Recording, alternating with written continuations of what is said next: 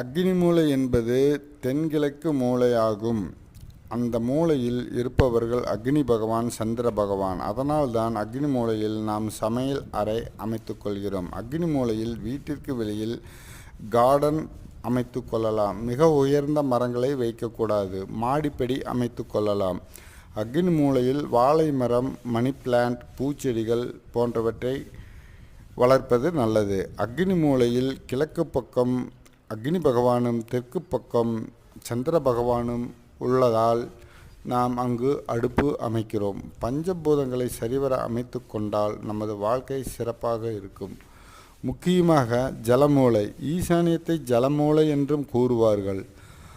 ஜலமூலையில் நாம் தாவரங்களை வளர்க்கக்கூடாது, பெரிய மரங்களை வளர்க்கக்கூடாது. வாழ்க வளமுடன். வாழ்க தமிழ் அன்னை.